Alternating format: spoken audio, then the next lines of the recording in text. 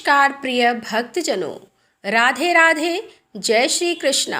आप सभी दर्शकों का हार्दिक अभिनंदन करती हूँ अपने YouTube चैनल पर। मित्रों, आज हम आपको सुनाने जा रहे हैं वैशाख मास महात्म्य का 23वां अध्याय। तो चलिए कथा को प्रारंभ करते हैं। एक बार प्रेम से बोलिए श्री विष्णु भगवान की जय। श्री गुरुदेव जी मिथिलेश जी से बोले कि हे राजन, अब मैं सारे पापों का नाश करने वाले अक्षय तृतीया के महत्व का वर्णन करता हूँ। माघ मास में अक्षय तृतीया के दिन जो लोग सूर्य उगने से पहले ब्रह्म मुहूर्त में स्नान करते हैं, वह सारे पापों से मुक्त होकर श्री विष्णु लोक को चले जाते हैं।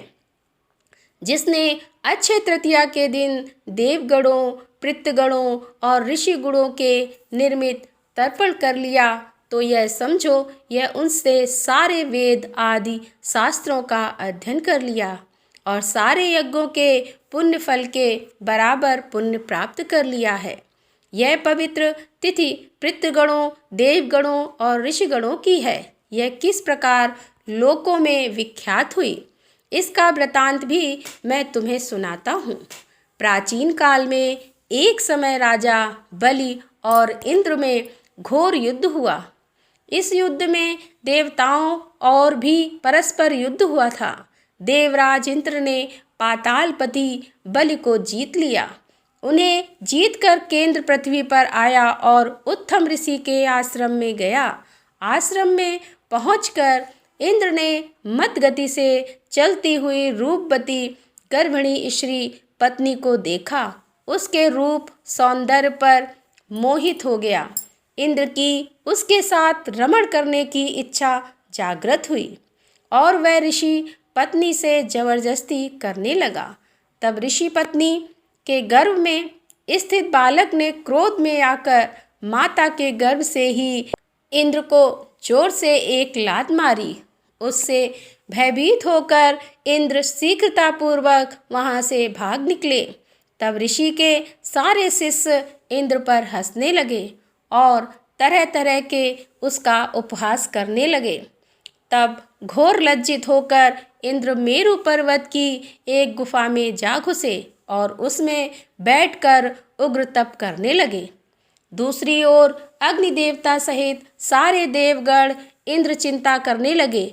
अपने रक्षक स्वामी को अपने सामने न पाकर वे देवताओं के गुरु बृहस्पति के पास जा पहुँचे और इंद्र के विषय में जिज्ञासा प्रकट करते हुए उसके बारे में पूछने लगे। तब बृहस्पति जी ने देवताओं को सारा वृतांत कह सुनाया और उन्हें बताया कि लज्जा और ग्लानि के वश इंद्र स्वर्ग में नहीं आए हैं और मेरु पर्वत की एक गुफा में निवास कर रहे हैं।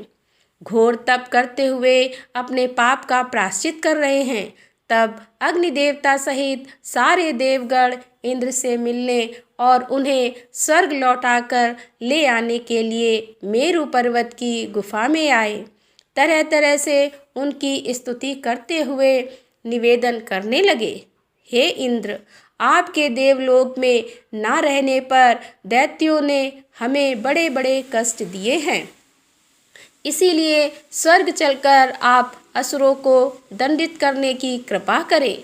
देवताओं की स्तुति सुनकर इंद्र गुफा से निकलकर बड़े बड़े ही लज्जित होकर पृथ्वी पर नेत्र गड़ाकर और कमर झुकाकर नीचे देखने लगे। तब और लज्जा के कारण इंद्र का गला भर आया और वाणी अवरुद्ध हो गई। कई सालों तक वे कुछ कह नहीं सकते। तब इंद्र की यह दशा देखकर बृहस्पति जी ने कहा कि हे इंद्र, तुम शंकित और दुखी क्यों हो? यह सारा विश्व अपने कर्मों के अधीन है। इस समय जो तुम्हारे सामने दुख की स्थिति है, वह देवी प्रेरणा के वश ही उपस्थित हुई है। जो विवेकशील मनुष्य होते हैं, वह दुख की स्थिति होने पर शोक नहीं करते और सुख की स्थिति होने पर प्रसन्न नहीं होते। इंद्र, इस समय तुम्हें जो दुख है वह तुम्हें प्रारब्ध की प्रेरणा से ही प्राप्त हुआ है। इसीलिए तुम्हें जो करना उचित नहीं है।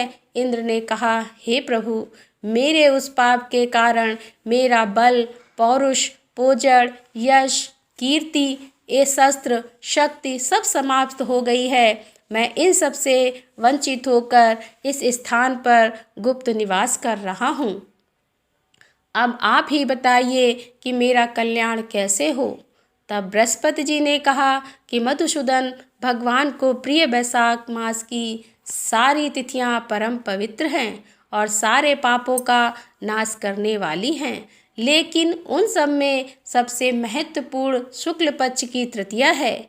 यह ऐश्वर्य और पुरुषार्थ को बढ़ाने वाली है। इसीलिए अक्षय तृतीया के दिन प्रातःकाल स्नान करके दान और जनार्दन भगवान की पूजा करो, उससे तुम्हारा कल्याण होगा। इंद्र ने वैसा ही किया और उसे अपना खोया हुआ बल, शस्त्र बल और मंत्र बल फिर से प्राप्त हो गया। वैशाख मास के धर्मों का पालन करने से वह अपने सारे पापों से मुक्त हो गया। तब वह पहले की ही तरह अपने पद और प्रतिष्ठा को प्राप्त कर सारे देवगणों को अपने अपने साथ लेकर लोगों से युद्ध करके युद्ध में विजय हुआ। तब सारे देवगण भी अपने अपने घर लौट आए और पहले की ही तरह फिर से यज्ञ, होम आदि कार्यों में अपना भाग प्राप्त करने लगे। पितृगणों को भी पहले के समान पिंडदान प्राप्त होने लगा। अक्षय तृतीया की यह कथा सारे पापों कर्मों का फल काटने वाली है और सबसे अधिक पुण्य देने वाली है। तो बोलो विष्णु भगवान की जय। तो यहाँ पर वैशाख मास महात्म्य का 23वां अध्याय समाप्त होता है। अगले अध्याय में फिर मिलेंगे, तब तक के लिए राधे राधे।